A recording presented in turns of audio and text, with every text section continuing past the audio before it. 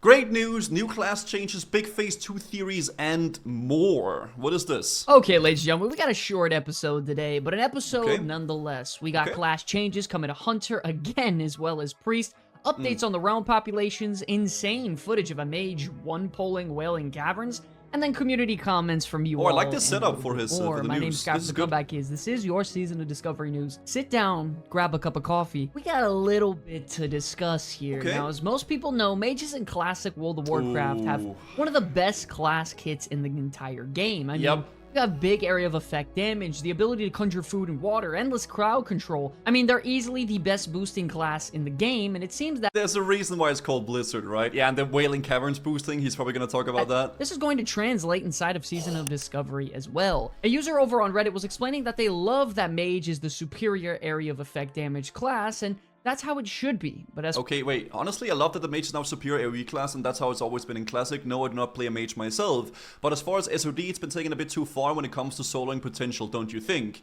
Amphi Twitch is currently boosting people in Wailing Caverns at the rate of 150 gold per hour. So far racked up more than 4,000 gold, because of the rate of XP is unmatched. Let me just go over here, I guess, so we can read the rest of the thing. Being able to pull a whole Wailing Caverns in a single pull, then DPS it all alone, heal it, and alone you face tank the whole dungeon at once as a mage. Wearing cloth versus mobs your own level. Time to make Living Flame only fire damage, perhaps? I will say, having watched some of those, like, solos that Amphi has done, it's pretty ridiculous, bro. He's face tanking like almost 200 mobs and out healing it with Living Flame healing. It's so ridiculous, man. It is actually insane how strong it is. I mean, I don't know what you guys think. Do you guys think it should be nerfed, like the mage AoE, or should it be kept as is? I feel like it's mages are supposed to be doing AoE and like big AoE stuff and everything like that. But I feel like the fact that they can like self-heal the stuff while face tanking it is pretty ridiculous. That is pretty insane, I will say. I just started playing a mage, please let it stay. Nerfed, of course, are nerfed so you can't boost. I've been saying this for 10 years, delete mages, just to make mages always get crit. I feel like a way of like counteracting this, if people are against the boosting stuff, is probably implement some sort of a fix in terms of the dungeons themselves, as they did with, you know, Maraudon and Sulfurak, so you can't do those crazy big massive pulls, right? But I don't know how they would go around doing that. Yeah, let's nerf hunters, they are OP. Dude, hunters are just... Hunter mains are molding. They are not looking good, man. And the thing is, hunters are still quite okay. They're just not as crazy as they were. Also, Guzu, it's called Season of Discovery for a reason, so why not change mage class identity? I think it's fun to see which crazy builds and stuff is getting discovered, obviously. But it is definitely very, very strong, for sure. But let's see what he says about it. far as Season of Discovery, it's been taken a bit too far when it comes to the soloing potential for boosting other players. Yeah. What you're seeing on screen right now is Amphi, one of the best World of Warcraft players on the planet, currently boosting players inside of Wailing Caverns at the rate of 150 gold an hour. What makes this... This is insane, though. Making 150 gold per hour is insane. Like, at level 25, that is pretty ridiculous. So incredible is that Amphi is actually able to pull the whole Wailing Caverns instance in a single pull. DPS all of it on his own, heal himself all on his own, and even face tank the whole dungeon at once as a mage, wearing cloth versus mobs his own level. Look at his I gotta be honest, ladies and gentlemen, when I saw this, it left my jaw wide open. Seeing the countless enemies chase him down, and then when they finally get to him, they just blow up within a few seconds. I just crack up every time. The craziest thing is that the amount of DPS he's dealing is so high because spells like Arcane Explosion, Living Flame, and Living Bomb have no AoE cap. And with some of the mage's damage being converted into healing, his health actually doesn't really drop here in this video. Now, I'm not saying what he's doing is easy by all means, because it's very hard, and if it was easy, everyone would do it. But good lord, that makes me feel kind of bad when I go out there and try to farm some gold by getting grave moss on my shaman. I'm not really sure what... But that's always been how mages do, though. Like, even in Classic WoW, they've done, like, those crazy AoE farms. Maraudon, Sulfurak, even not just only boosting, but that's just mages. That's just what they do. They do crazy AoE. I mean, even in normal leveling, you can go to the troll village, like, above Darkshore, and you can farm, like, 50 mobs at a time. That's just what mages are good at. to make of the situation, because I think it's fun that in Season of Discovery your class can be super overpowered. Yep. But I just never really pictured a mage face tanking an entire dungeon being a part of that. I mean, could you just imagine how fast he's going to be leveling in the next phase once the XP bars open up? I don't know. What do you guys think about it? Do you think this is something that shouldn't be thought about too much and maybe I'm overreacting or overthinking it? Let me know about it in the comment section below. Oh, yeah, the solo XP you could get by soloing Wailing Caverns, like, and that would give you like a full level pretty much, right? Well, Guzu, this argument isn't fair. Then you could also say this is what Hunter do. They deal a tons of damage, no need to nerf. Well, it depends on how far you want to go with it, obviously, right? Because the whole mage kit is being able to solo, right? They have Blizzard, they have, like, you know, Living Flame, Living Bomb. Like, that's just kind of what they do. Do you want to limit the AoE cap? Like, do you want to make an AoE cap for mages? Or, like, what do you want to do with that, right?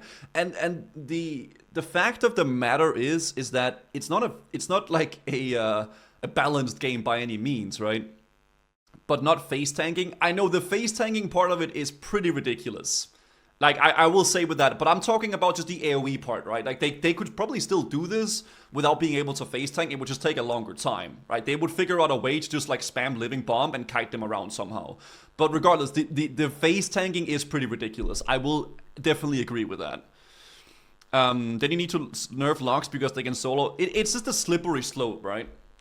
The AoE part is identity of the mage. It's fine that they can do it, but not face tank all those mobs. Yeah, I agree.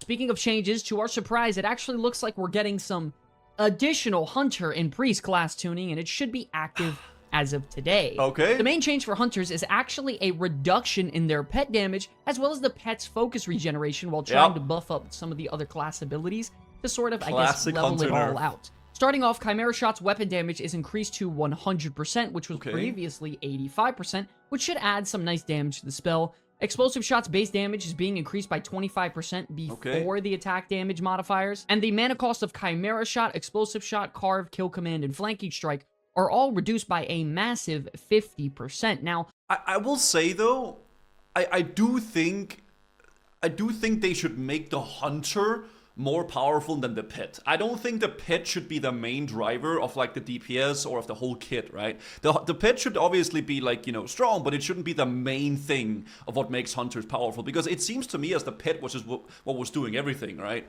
So I do hope that they're going to continue down a route of making the Hunter actually the more powerful asset of the class. Hello, right? Mr. Gisler.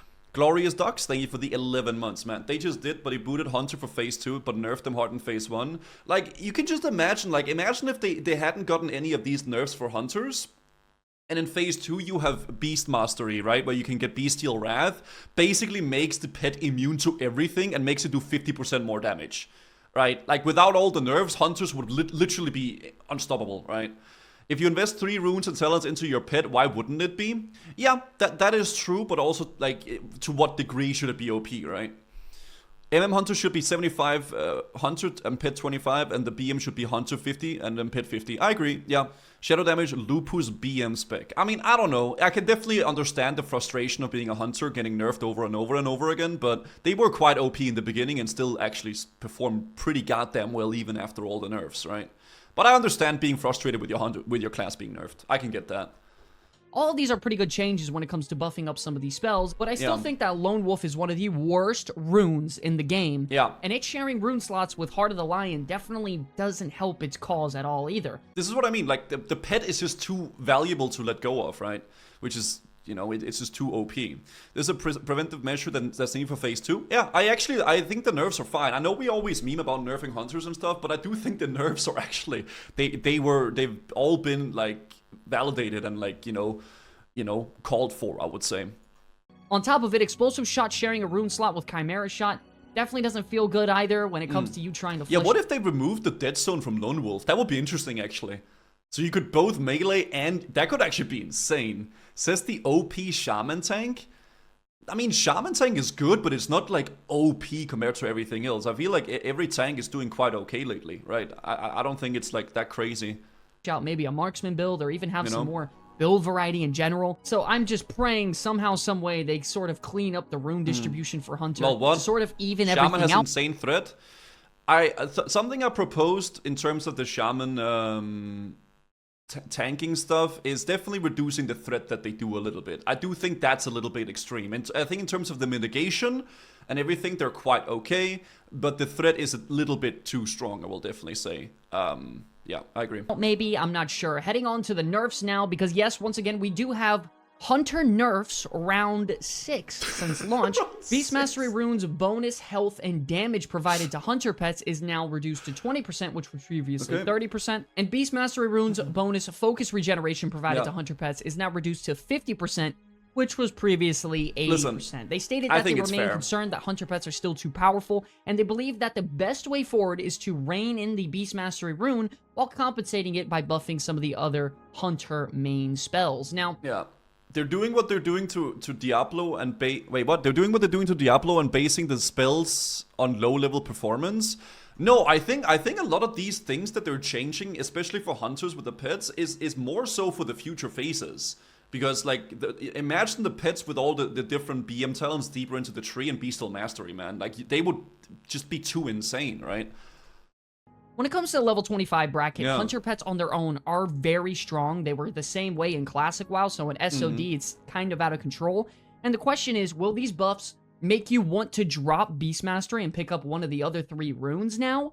Maybe. The answer is probably no. I mean, Beast Mastery is just way too strong to pass up on. It just feels like... So Hunter will most likely still be in a tough situation, and I'm very curious to see how this will affect their logs in the next upcoming days with this DPS change. Moving along now to, bar none, the best healer in the game, the Priest. And I gotta tell you guys, this is a really big change we just got. Base healing done by rune abilities for Priest is now... I think this is fair. Priests were too strong.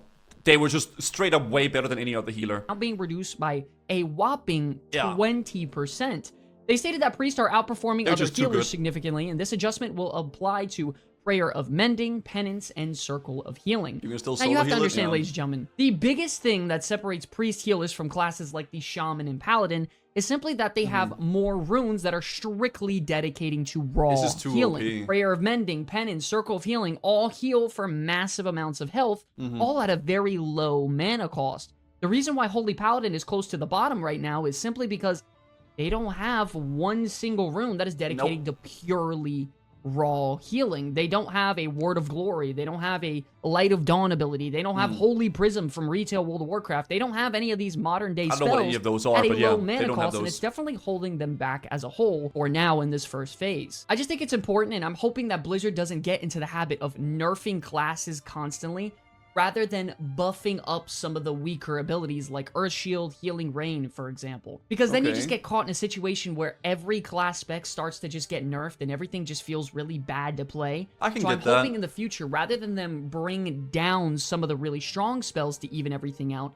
they start bringing up some of the weaker spells to kind of even things out and make it feel a lot more comfortable. Yeah, it feels better having a bad class being buffed than a good class being nerfed, but still, then you're gonna make everything's gonna be so overtuned then, right, in a way, and then they have to buff the instances too. But I do agree with the sentiment that it feels shitty having your class nerfed, even if it's too strong, right? The gear is so good right now, but if you buff everything is OP. Yeah, that's what I mean. Like, if everything gets buffed, then you're gonna have like a crazy power creep where like everything just gets way too overtuned super fast. Right, and that's really bad. So I don't like that too much, right? There's a difference between good and OP. Yeah, for sure. Like, imagine if they never like nerfed hunters, but just buffed everything else so it was like up to that level. That would be like, dude, we would be doing like so much more. It would be way too extreme, right? You could upscale PvE content. By that time, we would get to level 60, and then we would have like around like, I don't know, 20k HP already, right? Priest healing wasn't a PvE only issue. Priests were literally unkillable in PvP, and I think to some degree they still are, right? I'd rather everything be really strong and feel broken than everything just feel really boring and weak to play. I don't know. I get the sentiment, what you guys think about that as well. Power creep is For the dangerous, last bit of news today, we have some additional confirmations over from Agrin, the head director of Season of Discovery, over on Twitter, with a user asking how the deltas are looking for servers across all realms on Season of Discovery, and if the system that was put in place is continuing to keep population balance in line. Agrin responded that on PvP realms, yes, all PvP realms have a 5% or less delta between the factions, which is all really good. For example, what you're seeing on screen now is the Season of Discovery server distribution between Alliance and Horde factions. This is awesome. I like this. With all of them looking really healthy and balanced. I mean, being as Agrin said, they're about 5% or less in data. All this is really good news. Now keep this picture in mind as we swap on over to the polar opposite, Wrath of the Lich King PvP servers, which are... Like, look at this, dude. Like the two most popular servers are literally only Horde, then it's only Alliance, then we have the Russian server here, which is kind of balanced a little bit, but it's just... yeah. Absolutely terrible when it Gehenna's comes to server balance. Yeah. Most of them being in the 99% range on Horde or Alliance, and there really is just zero balance whatsoever here. So this just goes to show how effective the classic season of Discovery team is in trying to correct some of the mistakes other teams have made maybe previously in the past with other iterations of World of Warcraft. So shout out definitely to the developers on that one. They are doing an amazing job. Not only that, those of you that don't know yet and have questions on whether Paladin and Shaman are going to be introduced to the opposing factions. Do you guys think they should do this? I don't think I would like that. I still like the uniqueness of having like Shamans only Horde and Paladins only Alliance in vanilla. I feel like it really gives a lot of like uniqueness to being on that faction. Like, we got the Shamans and the Horde, they got the Paladins, right? I think from like an RP perspective and just like a general feel of the game, it makes it feel like each faction is quite unique, right? Depends on if you need a Paladin. They really shouldn't do this. I feel like something they're already doing is they're already like adding, you know, aspect of the line for Horde and like some other things for Alliance like Wild Strikes. So in that way, we already have some of the uniqueness brought over, right? Guzu just wants to keep all the loot for himself on Groxu. Hey man, shh, don't... Hey, calm down with that one. Listen up, because a user over on Twitter asked if there are any plans in Season of Discovery to add Paladins to Horde and Shamans to Alliance. I figured with the Discovery aspect of the classes, it would be a great way to introduce them. He responded quite simply, actually, saying, probably not. This is actually a massive amount of work to do, and we prefer to spend that time on the new content coming up. Maybe someday, but out of the scope of this season. So if you're hoping for Dwarf Shamans or Tauren Paladins, it's just not going to happen inside of Season of Discovery's first season, so hopefully maybe another time. I'm just glad they're upfront about it. Moving on now to the community part of our video. Our previous news video actually ranked number 2 overall out of our last 10 videos, which is a huge deal. We just want to say thank you guys so much for supporting us by liking, commenting, doing all that algorithm stuff. This is a really nice, like, informational video, actually. I like this. I like the way that he's structuring the video a lot. Truly it's actually really good. Way more than you know. So once again, thank you all so much. Go show Lance some love in the comments, man. He's our community manager, runs it all. I don't do anything when it comes to comments. That is all Lance, so show some love for him there. I don't read any of the comments.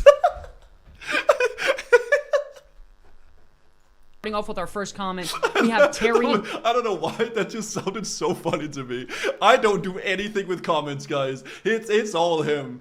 Oh my god. Master stating, I hope that the PvP event is a free-for-all and not faction-specific. And this was actually a comment made after Blizzard released an announcement teaser for Phase 2, which is releasing on February 8th, which Agrin also stated that it was going to be a bloodbath. And man, I gotta tell you, that would be an insane idea if for Stranglethorn PvP event, everyone in the entire zone just becomes factionless and it becomes a ginormous free-for-all. That would be... No, I don't think that would be good, dude. I think that would be too much, man. Like, I think that's one of those things where the idea of it is cool, but in actual, like, action, it's horrible, right? That would be horrible. Made the point in the last video that's why whenever something like that is in the game, it's always in a very controlled manner, right? Like Kurobashi Arena. Very little arena, you go in there, everything is free for all, right? What if they released a shrinking zone mechanic similar to how they do in Call of Duty Warzone and Fortnite and other battle royale?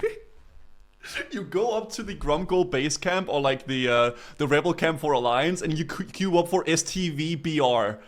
And then you get like teleported to a random place in STV and it's free for all. And it's like a zone, like a BG. That would actually be a weird... I don't know, man. Lads, where are we dropping in Necessary Camp? You remember Bonnie made a game like that, actually? Speaking of this, he made like a STV-BR, which was quite fun to play. It was like an FPS game that he made a while back, which was actually quite fun. It was enjoyable. What's up, Namsen? Good to see you, bro. That would be sick as fuck. I don't know, maybe that could be kind of cool. As long as it would be instanced though, right? It would have to be something you would queue up for, but STV is the perfect zone for that, honestly. I know all this is reaching pretty hard when it comes to theories, but you can't help it, man. Thinking of the craziest scenarios possible, it's just, you know, that's what happens when you don't get news for a little while. So Okay. we also got another comment about PvP from Mano Lantern stating they need to add blue PvP sets and weapons in all the upcoming phases, All the which I phases. think... Yeah, that would be an awesome idea as Okay. well. I actually really enjoyed the grind. This phase of getting my Warsong reputation up to acquire some of the weapons, trinkets, rings, and why not make an additional grind to get some really good PvP set gear? Maybe they can add set bonuses to them with some simple low fantasy armor designs for each class, maybe? I mean, I don't know about you all. Yeah, maybe. I don't know. I feel like they should definitely focus a lot heavier on the last phase when it comes to that stuff, personally. But I think having like a little bit of gear like here and there is definitely good, but I don't know, I'm not really opposed to it, I'm not really like for it, I'm just kind of like, oh, I mean, okay, if they add some PvP stuff for 40 and 50, that'd be kind of cool, I guess, but one of the best parts of Classic is raid gear, pumps in PvP, and vice versa. Yeah, I see that, like the overall gearing thing, right? Like not just like, okay, here's resilience, here's this. I do not want resilience though, I don't hope they add that for sure. Okay. But I personally always loved acquiring set pieces that gave me additional stats, abilities, or even effects the more the set I actually acquired. For example, you have a really cool set bonus for Rogue in Retail WoW where after you use a finishing move, you have a chance to summon a Shadow clone that actually echoes the effect for shadow damage, Okay. which I know it's a very simple example, but I feel like that would be a great opportunity for them to add some really cool gameplay styles and changes to the game. We also got a great idea that I can't believe I haven't even thought of yet Jewel from crafting. GGJM saying, still no mention of jewel crafting on your videos. Why not think about it? And I gotta admit, I just Okay. completely forgot about jewel crafting. I don't know about any of you guys, but I mean, yeah, why not implement another profession? I think it'd be an awesome idea. You know, having a profession that specializes in crafting necklaces, rings, trinkets, and other gadgets. I mean, they have the whole... I really hope, though, that they focus on just making something new rather than like, okay, let's just take what worked in the other expansions and implement that in Classic.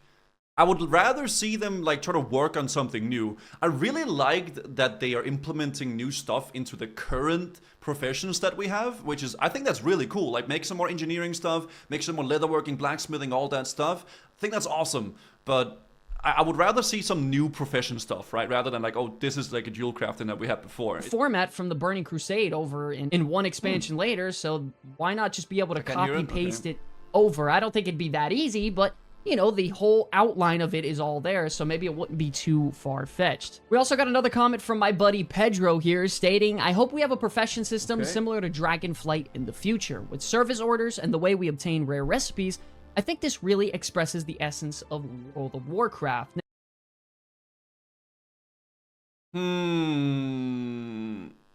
I don't think I like that. No, I don't think I like that. Now, I have to agree with this 100%. I don't No. typically love retail World of Warcraft systems, but there are a ton of things that they implemented inside of Dragonflight that were really, really good for the game. They actually did a complete profession overhaul, and they added talent trees inside of professions so that you could specialize in certain areas. For example, for enchanting, you could actually specialize in specifically enchanting weapons and get exclusive recipes that only you can acquire. Or if you're a blacksmith, you can specialize in specifically hammer smithing and make the best hammers on the entire server. They have some things like that in Classic and in Burning Crusade, but with Dragonflight, they took it to a whole new level. It was phenomenal. With adding a designated in-depth talent tree that was super engaging and fun to progress through, I mean, it was so much fun to log in every day and just get I can't really speak too much about it because I haven't really played with that profession system, but I don't know, maybe it's gonna be too convoluted and too much. I really haven't played with it though, so I don't really know personally. I kind of like the way the professions work in vanilla. I just think they should kind of make more recipes and work on that, and if they want to implement a new profession, do something new and refreshing, right? lost in that by itself. Overall, I just don't know if it fits in vanilla. Yeah, that's what I'm saying. An awesome idea, and expanding on professions could be one of the best things they can do for Season of Discovery. Looking for enchanter, needs specialized weapon enchanter with the rep from STV Fortnite, please. The rep from STV Fortnite. My opinion. Lastly, we have a really crazy conspiracy theory here from Tyler Traverse stating, how do you feel about the whole void touched armor thing? I really love the quest line and the lore was really cool. I love how it connected to the raid, but not in the way that made it extremely prohibitive. However, the ending of that questline has a set choice of choosing to listen to the evil or declining it. Yeah. My fear is that we will be punished for listening to the shadowy figure and accepting the reward. Perhaps people who chose to ignore her will receive a different option in the later phase. Now, if you didn't know... I highly doubt that. I highly doubt that they would make a thing like that, but... know already, ladies and gentlemen, the shadowy figure he's talking about is theorized to be Xalatath, who also makes an appearance and is a big deal right now in retail World of Warcraft. There's even crazier theories that Season of Discovery and retail might be having some sort of crossover because Xalatath is in both of them, and it might be the binding between the two, which could be interesting. Once again, these are all just crazy theories, but it is something that is definitely floating around in the theory bin. What this user is also talking about in particular is the option to either accept her gift in receiving the void-touched armor that you can grab in the game right now, or simply stating that you want nothing from her and walk away. I'm hoping sometime in the next phase we continue to see, you know, Xalatath and maybe acquire more trinkets or armor to corrupt our character with void even more. And I'm getting hella BFA vibes. Oh god, corruption gear. But I mean, I don't know, I like the idea behind little quest chains for professions. I think that's a cool way of doing new profession stuff for vanilla. Not necessarily like the big convoluted, like, you know, talent system within the professions, but I think like cool little quest chains that like reward you with a recipe or something like that. I think that's a good way of working on the professions and making them more interesting and new for vanilla, right? I like that. Really hoping that they expand on the story and give us some more details and information on the shadowy figure in the near future, so hopefully we get to see it inside of Nomergan. Now, I know there wasn't a ton to talk about in today's episode, ladies and gentlemen. Believe me, I hate putting out videos that don't have a lot of official information on them. This was a cool video. It just seems like it was way too important with the class changes that I just had to make a video on it, so... Don't worry, I'm sure we'll have some big news coming up in the next few days from the developers, so we will surely make it up to you. By the way, let us know in the comment section below if you would like us to make dedicated videos or streams. This is actually a really good video style. I like it. This what's up, Flop? is supposed to be classic plus. Yeah. That means plus never at anything new or no, that's change not what I mean. anything Okay, now or you're going... experiment in any way. We want to play the same classes. Same professions, same dungeons. We just want to still like the game and be young. Oh my god, maybe we are the issue. No, I genuinely think the way that they are doing SoD though has been great so far. Like the changes that they've done to the professions and the classes and the different quests have been quite good. I just think you need to be careful about going too crazy with it in some way, but I guess they've already been really crazy with it so far. But I also do agree, even though I know you're memeing, definitely should not be afraid of, like, you know, wilding out a little bit and doing some hefty changes, right? Just to try it out, because it is season of, like, you know, discovery. Almost decent, thank you for 5 months, and nice Paul, thank you for the 12 as well. Talking about your community comments, theories, and wants and needs for Season of Discovery. I don't know, I really like this end segment of the community section and really engaging with you all. So let me know in the comment section below if you guys would like some more dedicated videos strictly toward that. Don't forget, ladies and gentlemen, leave a comment below for me to respond to live here on these news videos to have a little bit of a discussion point and talk about it. I really love seeing your opinions on the topics in these videos, so if you want your voice to be heard, let me hear about it in the comment section below. If you enjoyed the video, please be sure to like and subscribe to get absolutely flooded with Season of Discovery. Is that real? No, there's no way that's real. Only 5% of watchers subbed? I mean, I'm not subbed to him, I guess, but I'll toss him a sub now. What? Holy, he's gonna hit 100k very soon then. Free content. I want to thank you all so much for watching this video. It really is an absolute pleasure to be making content for you all until the very end. That's how they get you? I mean, I'll sub to him. He's a good channel. I will see you all in the next one. Peace. Good video though. Actually, very, very, very nice informational video. This is the first one of the comeback kids videos I've watched here, but genuinely I like the format a lot. I like the way that he explains the stuff and his thought processes and the visual stuff. Very nice and professionally made. I like this a lot. Very good video.